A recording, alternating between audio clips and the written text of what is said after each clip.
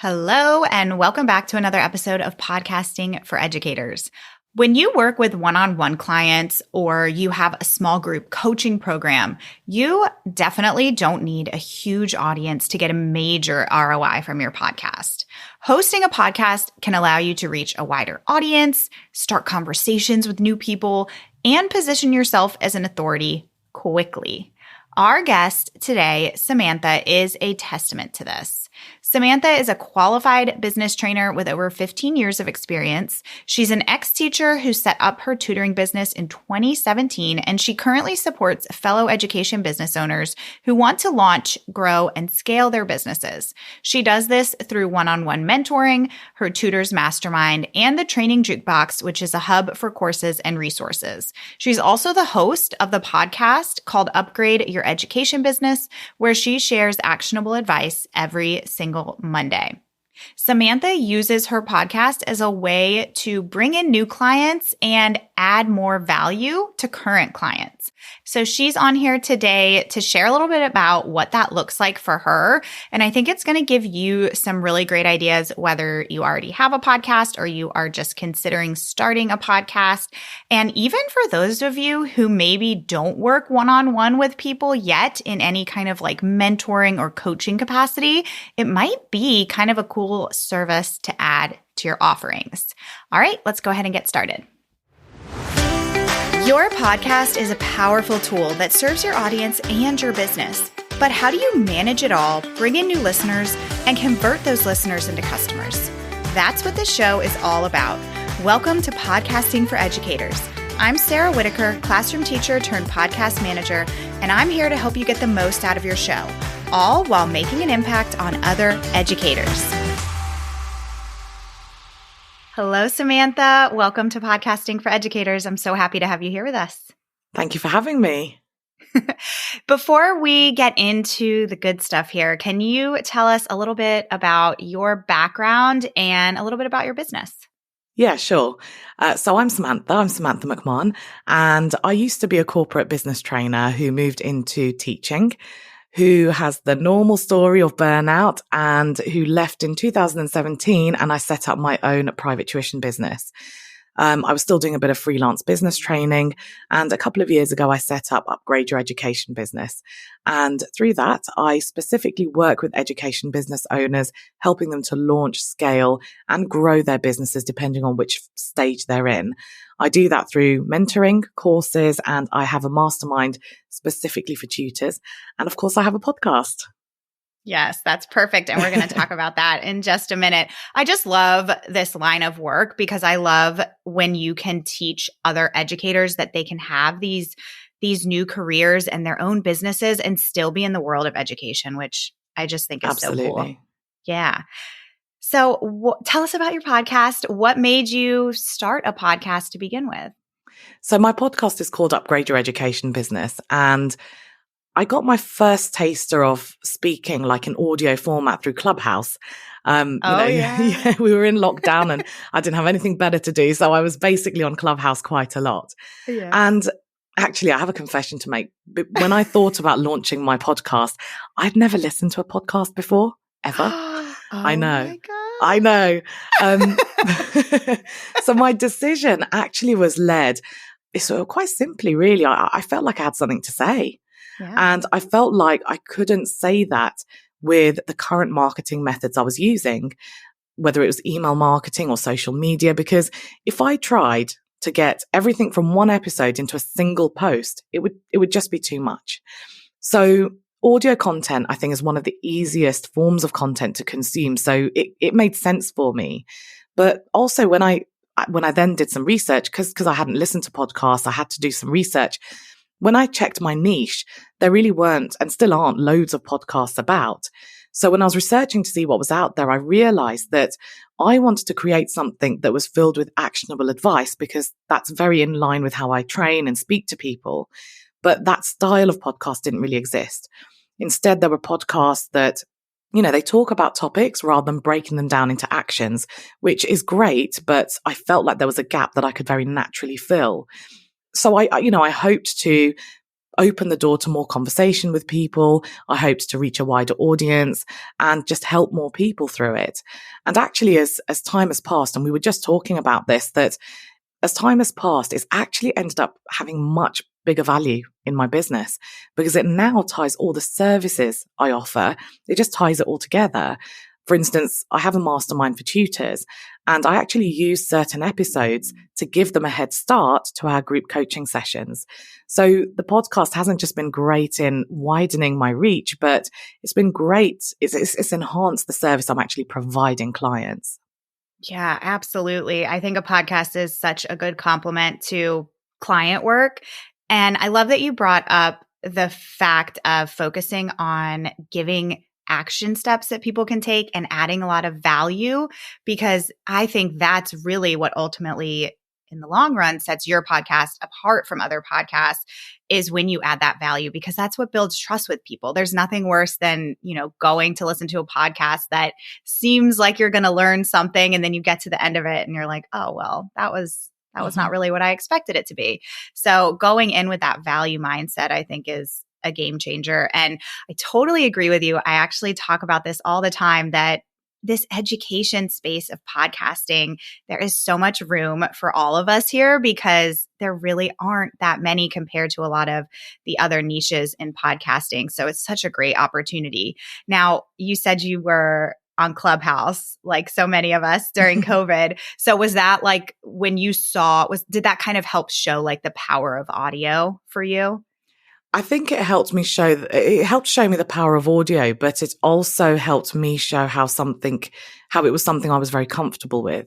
Mm-hmm. Because I wasn't this avid podcast listener, it really wasn't something that had crossed my mind. Yeah. And so it did feel natural to me. And, we were just talking about the different styles of podcasting. Like, you've got the really value-driven ones, the action-driven ones, and then you've got ones that they talk about a topic rather than giving actions.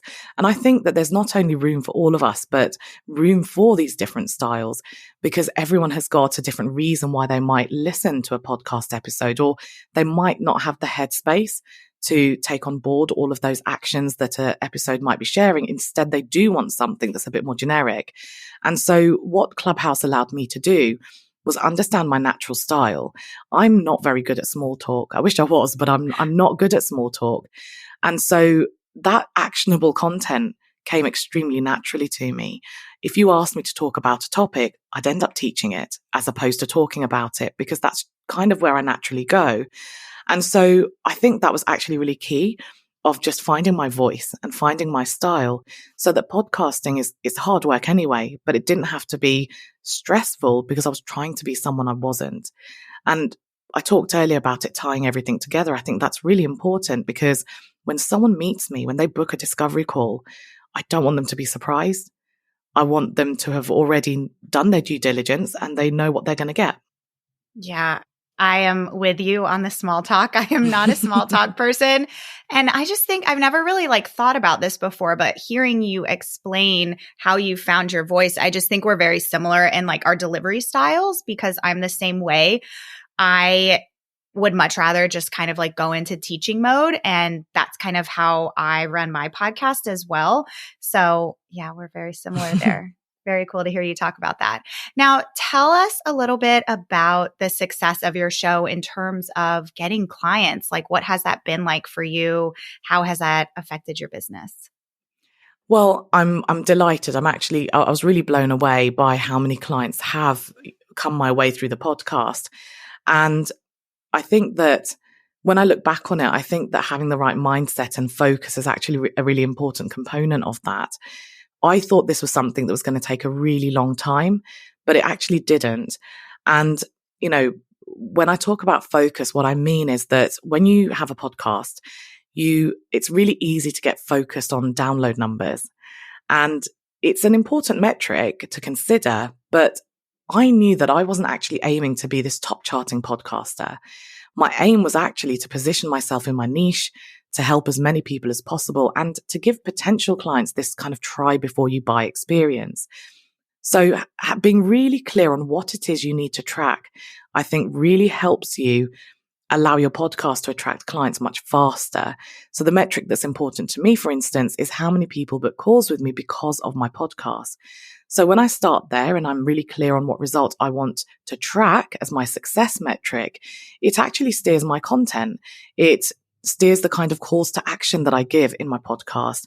And it allows me to know what's working and what isn't by just getting that feedback. And the most common feedback I do get is that they like that it's actionable. I don't skirt around a topic.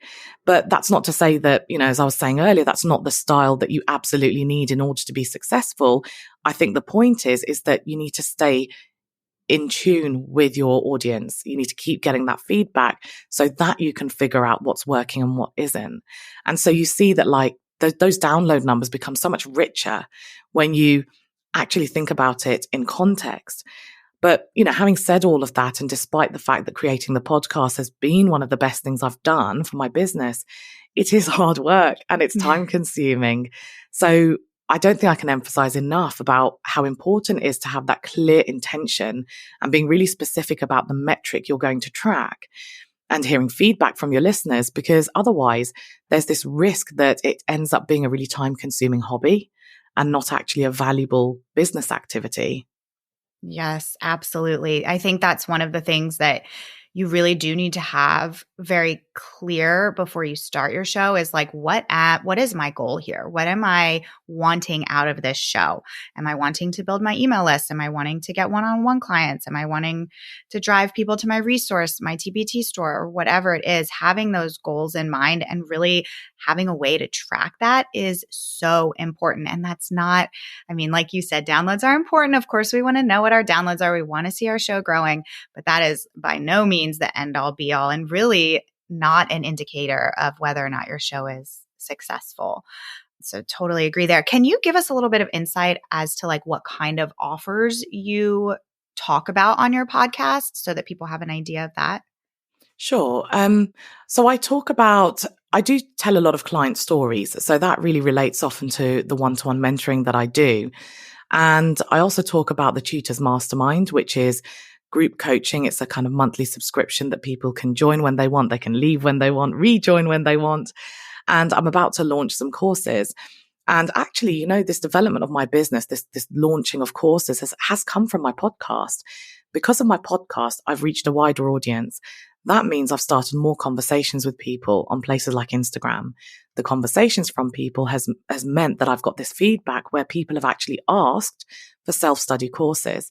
So I'm now launching something probably for the first time with absolute clarity that my audience want it. I'm not having to guess. I'm not having to do those traditional target audience exercises where I invent it in my mind. I've got real life people who are telling me this is what they want. And actually, I wouldn't have been able to reach so many people if it wasn't for the podcast. So I do circle around those offers and those services when I'm talking about them in my podcast. But I'll be honest, my style of selling is very relationships led. So I really start with the value and the relationship and the trust so that when I then go to mention an offer, I won't even really call it selling. It just becomes this seamless part of the conversation. Yes. And I just think that's such a good way to go about everything. And I love that you've got your one-to-one things and now you're going into this course model. And that's just a really good mix to have because anybody out there who might be a service provider who's listening, when you start a podcast, if your goal is to get more clients, you can only take on so many clients. So to add that piece of being able to offer something like a mastermind, a membership, a course where you now can sell to many people and have this offer that many people can join, it's just such a great combination to have because now you're just able to support that many more people. All right, podcasters, you know how many details come with producing just a single episode, and using the right tools is the key to creating high quality episodes in the most efficient way possible. One of my absolute favorite tools I use is Zencastr. I have tried so many different platforms for recording my guest interviews, and Zencastr is the one I've stuck with for so many reasons. It always gives me the highest quality audio because there is nothing worse than recording an episode that you can't use because of bad quality. It's so easy for you and your guests, even the not so tech savvy ones. All they have to do is click a link and we start recording. Boom, done. Plus, the video is crystal clear so you can repurpose your solo and your guest episodes on social media and on YouTube. Oh, and it gives you a transcript of your episodes. You can go to zencastr.com/pricing and use my code EDUCATORS. You'll get 30% off your first 3 months of Zencastr Professional. I want you to have the same easy experiences I do for all of my podcasting and content needs. It's time to share your story. So go to zencastr.com/pricing. That's zencastr.com/pricing and use my code EDUCATORS for 30% off. That's EDUCATORS, all lowercase letters. The link will also be in the show notes.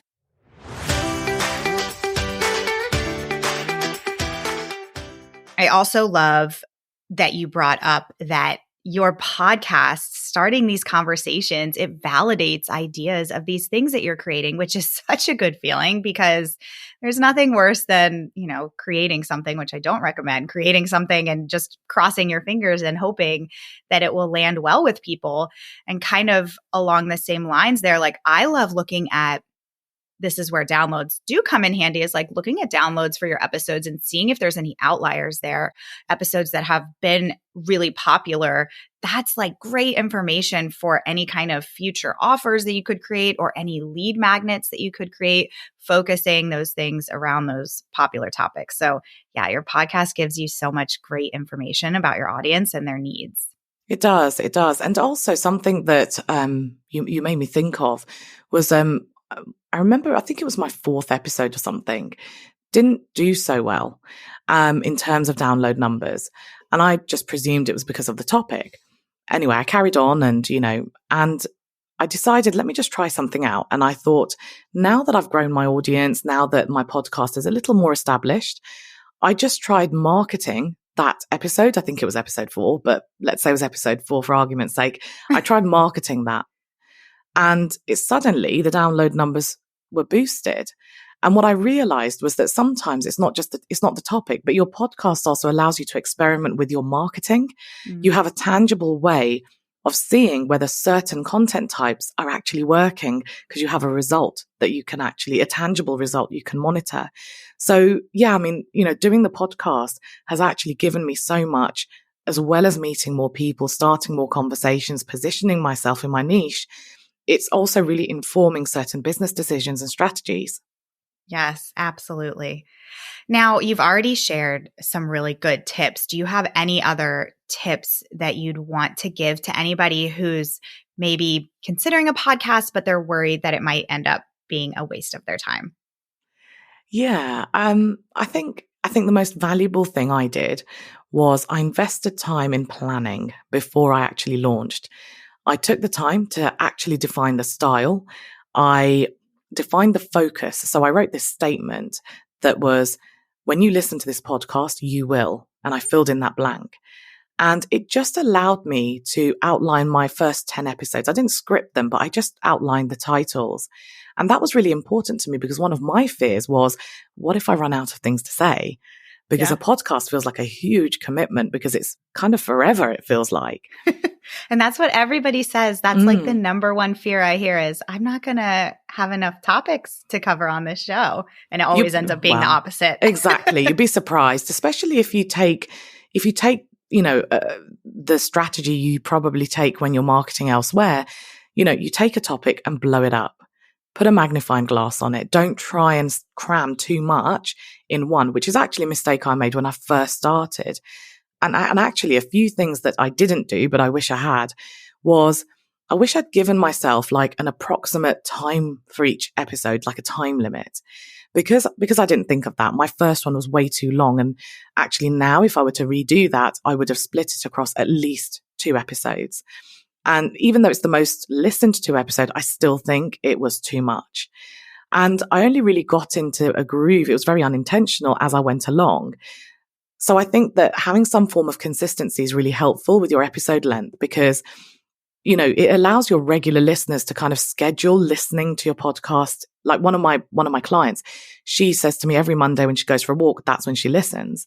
but it's only a quick walk. So if I did something that lasted an hour, she would have to stop halfway and try and listen to it another time. And although I've established a pattern now, I think it would have been better if I'd done it sooner, because then it also allows you to know how much content to plan for. It allows you to make decisions when you're editing of how much do I keep in, how much do I take out. And another thing that I really wished I'd done was batch created before I launched. I really underestimated how long everything would take, especially at the beginning. You know, it's new, and we were just talking about how we used to get really hung up on getting everything perfect. Now, you make a mistake in an episode, it goes out anyway. It's fine. Yeah. So I really underestimated that. And as a result of that, I'm often in this under weekly pressure to create, to record, to edit, to publish. Occasionally, I manage to clear up my schedule so I can batch create a little bit, but it does take time. So if I were to do this again, if I was to start my podcast again, I 100% would have lined up at least, I would say, 5 episodes. So I was 5 weeks ahead. But just having said that, just a little note on that is I probably wouldn't batch create too many in advance, because I quite like to talk about what's happening in my business right now. And of course, that changes and evolves as time goes on. So it's just finding that balance of keeping it recent without putting yourself under loads of pressure. Yeah, it's such a balance that people are constantly trying to accomplish. But I am the same way. Like I'd like to be a little bit ahead, but not too far ahead, because these ideas will pop into my mind based on like conversations that are happening on social media, or maybe there's an update in the podcasting world. And I want to be able to have that flexibility to change around my schedule a little bit. But at the same time, I don't want to be on that week to week hustle, because that is not fun. And it's so much pressure when you're like, your episode's supposed to go live the next day. You always want to avoid that. Mm-hmm. And that's such good advice just about wanting to get a little bit ahead, because what happens often is people, they put all this time and planning into launching their show, and then their launch week comes, and then it's like, oh, I have to now keep up with this week to week. So I always think part of that launch process and the planning for your podcast should involve having some episodes batched up, so that by the time you launch, you've got that library already and you're already ahead. And then you just need to keep up with that. But it's a lot less pressure if you can have some content batched ahead of time. Now, do you have like a routine for your podcast that you follow week to week? Like, do you have certain days that you sit down and record, or is it kind of a little bit more flexible? It's probably a balance of both. I did try to, because I use time blocking quite a lot to batch create any kind of content, really. But I do find with my podcast, I need to be in the right headspace, and sometimes I'm just not. For some reason, I can totally just switch on if I'm writing content for something like social media, no problem. But with the podcast, I do find I have to be in the right headspace. So what I have in my calendar is I have a recurring event, which tells me I need to record my podcast. However, I move it around as my week develops. I know that I need to get it done by the end of the week, but I just move it around according to what suits me and according to the mindset I'm in. Also, clients have access to my diary if they book discovery calls or one-to-ones with me. So I don't really want to block out a chunk of time that they then can't book with me. But I've now got into the routine where I make sure I reserve at least one day for recording and editing. It doesn't take me a whole day anymore. Like the one that I did today took me about an hour, which is a huge improvement from when I started. Yes. So that's kind of my routine. And then I do have a routine as well. So my podcast episodes come out every Monday. First thing on a Monday, I grab myself a hot drink and I listen to my own podcast episode. Oh, yeah. And I do it because that's good to do. Yeah. Do you think so? So for sure. I always feel really silly doing it. Oh, yeah. But I'm just so paranoid that I've left a stupid mistake in there, or, I've suddenly coughed and I've left that in there by accident. So I listen to it, and it's really refreshing because sometimes I forget that I've said some of the things I've said, and I've thought, oh, that's a good idea. Why don't I do that? Yeah, go me. Yeah. So I do have a routine, but I think a really big part of being a business owner is knowing when you need to be rigid and strict and when you need to give yourself some flexibility. I'm running 2 businesses. I've got my tuition business and I've got this business. And so that means some days get overloaded, some days are a bit emptier. And so I know that I need to be flexible with tasks like this. So yes, I have a routine that kind of helps. I'll tell you one routine that does help though, and I use Trello for this, but you don't have to, is actually generating ideas. Mm-hmm. So I just dump ideas. I've also got loads of voice notes on my phone. Something will pop into my head, always at the most inconvenient time. Usually in the shower. And so I'll quickly jump out the shower and I'll record a very quick voice note. So when I'm then thinking of ideas or little things that I want to make sure I say, I just review some of my voice notes, or I review what I've got on Trello in my ideas, and I just track where I'm at with each one. So I do script mine so that they're clean. Well, I don't script the ones I do with guests, but my solo ones I do. And then I just know where I'm at. I'm in the process. Have I recorded it? Have I edited it? Is it ready to go? So that's probably the only thing that I do that's a little bit more rigid to just monitor. Yeah, absolutely. I think having, whether it's Trello or ClickUp or Asana, whatever you use, having some sort of project management tool is so important.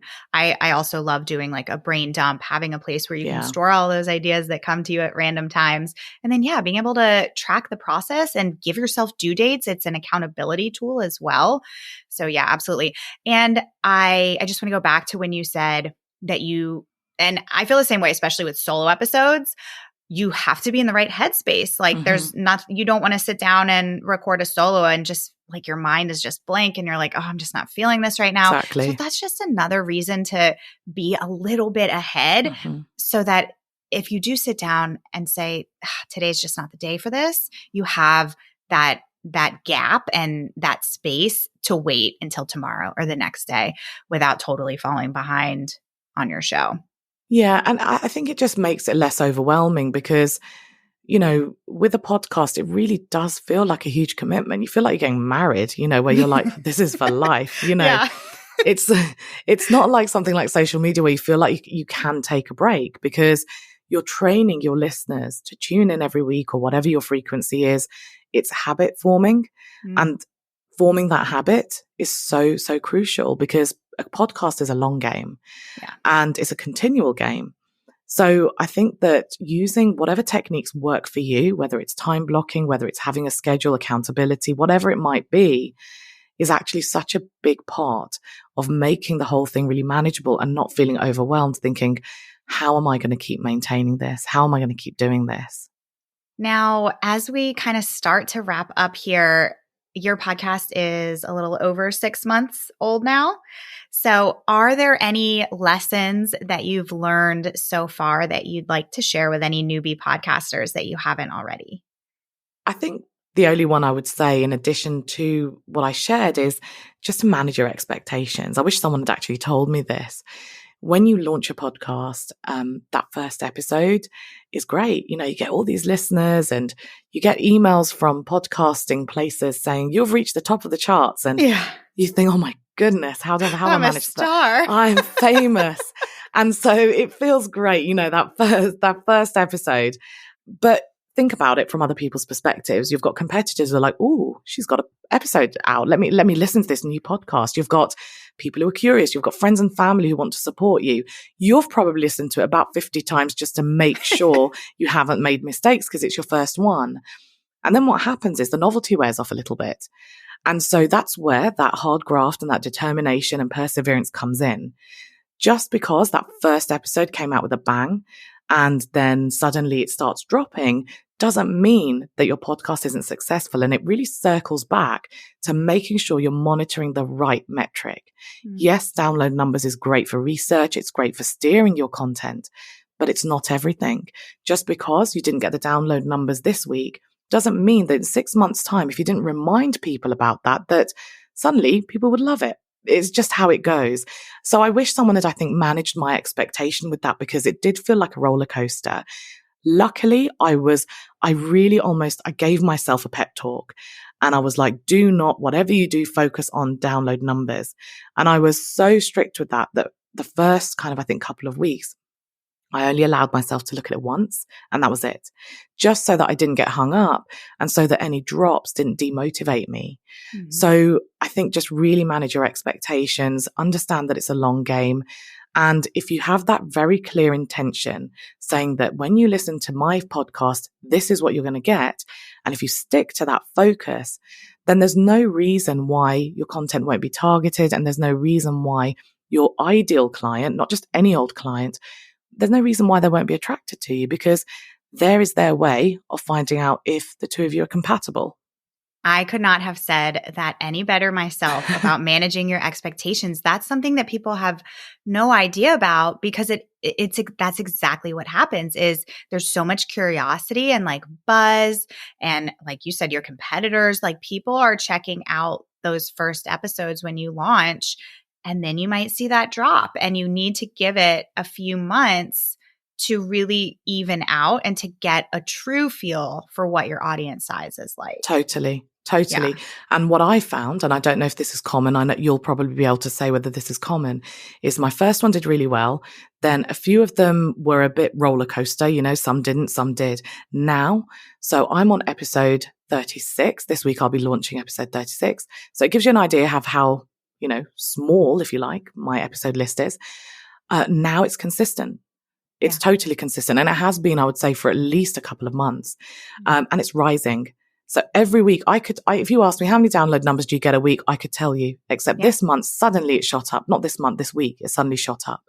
So it does actually reach this kind of consistency. And that's a really nice place to be, because you then feel like, yes, I've got my kind of regular listeners. People have got that routine.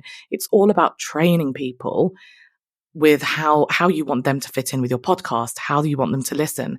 And a lot of what we've discussed feeds into that. Things like the episode length. Okay, this podcast usually is 10 minutes. Great. I need to do some housework. That's probably going to take me about half an hour. One of the things I'll listen to is this podcast. So it allows you to train people to build that consistency as time goes on. Yeah, once you get to that like 30, 40 episode mark, it's like now you've got this great collection of episodes. People know that you are in this, like you are showing up for them every single week. Mm-hmm. And then when you hit that 1 year mark, that's like when I really see people's growth just take off. Nice. So I always say expect to like go into this with the commitment of at least sticking with it for a year, because then you're really going to be able to see the kind of impact that it's having on your business. That's really good advice. And I look forward to my 1 year anniversary now. Yeah, it's very exciting. All right. Now, before we wrap this up for good, can you tell us any of your favorite podcasts right now for business or for fun? A couple of the ones. So, well, as you know, I'm very new to podcasts. So, I'm probably the most ridiculous podcaster, the podcaster who's never listened to a podcast. But you know what? I was going to say, I feel like that might be a good thing.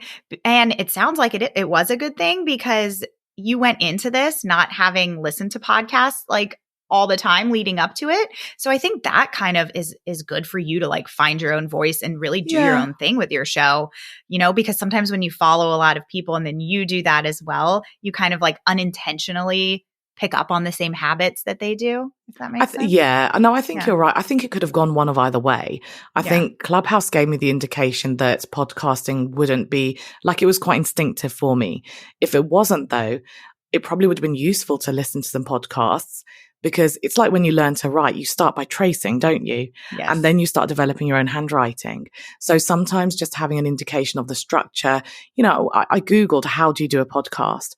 And it said, you must, have a pre-roll. And I'm like, what's a pre-roll? What are they talking about? So, I did have to navigate a little bit, but yeah, you're right. It allowed me to just find my voice, develop my unique style, follow my nose.